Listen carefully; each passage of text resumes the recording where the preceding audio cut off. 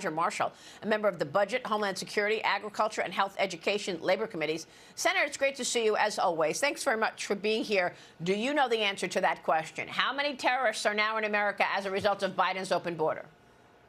Well, Maria, nobody knows the exact answer to this. We do know that we've caught over 300 individuals on the known terrorist watch, but what concerns me of those 2 million known gotaways, 2 million known gotaways, what percentage of those would be terrorists? Is it 2,000? Is it 20,000? We don't know the answer to that. But we do know the cartel has more control of the border than Joe Biden and Secretary Mayorkas do, and that's why we're going to try to impeach him this week. So, I mean, do you think that's going to stick? I mean, House Republicans planning to deliver these articles of impeachment on Wednesday to try to oust the DHS Secretary Mayorkas. Now, you know, the Republicans have accused him of failure to enforce the country's immigration laws, obviously, but Mayorkas is criticizing Governor Abbott in Texas over the use of the razor wire to keep migrants out. He's claiming that the wire is not effective because illegal migrants are easily cutting it, Senator. This is his answer to this. Well, certainly the world knows, the country knows that Joe Biden and Secretary Mayorkas own this problem. I think the challenge before the Republican senators this week is to make sure that we prove once again how Joe Biden owns this. We hope that the good people of Montana, of Ohio, of Pennsylvania, Michigan, Wisconsin, Nevada, we hope that they're watching and they realize it would take just 2 senators to force an impeachment trial. Right now, Chuck Schumer is going to try to table this. For the first time in Senate history, we're not going to have a trial after articles of impeachment have delivered, but we need to make sure that everyone votes 200 days from now and make sure that they fire Joe Biden along with Secretary Mayorkas. So is it clear to say then this is just an exercise to check a box? You're going to send the articles of impeachment. You know he's not going to get impeached. Well, I think that we don't have, it's going to take 2/3 of the Senate to impeach people, to impeach anybody. So we don't have that 2/3 no, but our job is to communicate to every person, especially in those purple swing states, that their senator didn't even allow us to have a trial. We think if there was a trial, even if we lose the impeachment vote, that would bring attention to American voters and ensure that Joe Biden is fired come November, along with bringing us a Senate majority and a House majority, that the Republican Party is the party of law and order. We are the party that will secure the border. Senator, I want to get your take on the impact of this open border in your state of Kansas and throughout the country. We've been talking about this very dangerous gang from Venezuela that is running around New York right now, apparently, according to the NYPD. This is Tren de Aragua, and their specialty is human trafficking, I'm told. So you brought this story to us a couple of weeks ago, the fact that you said there were more massage parlors than Starbucks in your state of Kansas because they're all a front for human trafficking. What do you know, based on what you've been able to learn on the Homeland Security Committee, in terms of human trafficking in America today and where it originates?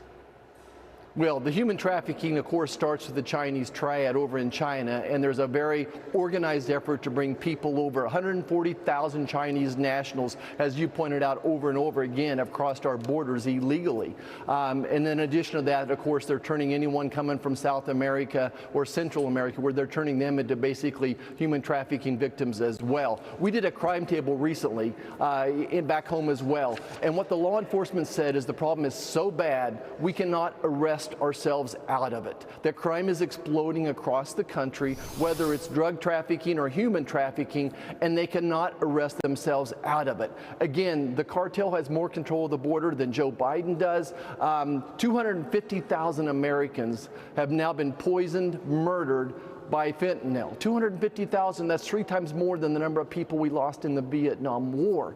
That's how tragic this is. This problem is exploding. The human trafficking is just now coming to people's eyes, and just everyone should keep their eyes around their communities and see these massage parlors appearing out of nowhere. That's incredible. It's just incredible. And so why is it that you will return to work today, this week, rather, Congress returning from the Easter recess for basically what is a 7-week legislative window before Memorial Day? This is your last push before the November elections. Are you going to get anything done on that, or is this all about money to Ukraine and Israel this week and next week?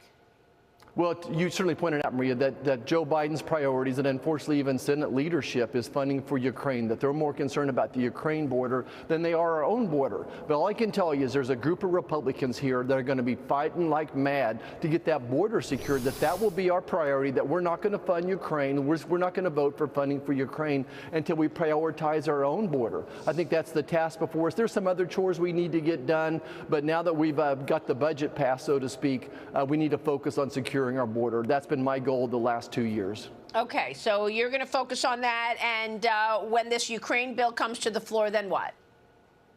Well, it's over in the House right now. The Senate already passed some version of Ukraine funding. So now we'll see if the Republicans on the House side can stand tall and somehow get some prioritizing done and get funding for the border over there to build the wall. Look, H.R. 2 has been setting over there for over a year now. That should be what we should be asking. Why isn't Chuck Schumer over here taking up H.R. 2, which really does secure the border? The onus is upon them. But again, the D-Day is going to be in November, 200 days from now. We're going to fire Joe Biden. We're going to fire Secretary Mayorkas. We're going to fire Chuck Schumer and have Republican control. We're the party of law and order. We're the party that's going to control the border. Well, meanwhile, the president is going to Wisconsin today. He's going to outline a new plan to forgive student loan debt. Even though the Supreme Court ruled it unconstitutional, this is the second attempt at loan forgiveness since the Supreme Court rejected the initial plan last year, Senator. Yeah, well, this is, like you said, the next rendition of Joe Biden ignoring the laws of the land, ignoring the Supreme Court. But I'm telling you, this is who infuriates. It's those union workers you were talking about earlier in the show. The Republican Party is now the party of hard workers, the party of people who bring their lunch pail to work. The Democrats are now going after college elitists, people that are woke, so to speak. So this type of action by Joe Biden actually harms himself, that there are more union workers up there than there are people who support Palestine. So I think this is once again Joe Biden pushing the union workers away from him. All right, we will leave it there. Senator, we'll be watching your work. We so appreciate your time this morning. Thank you, sir.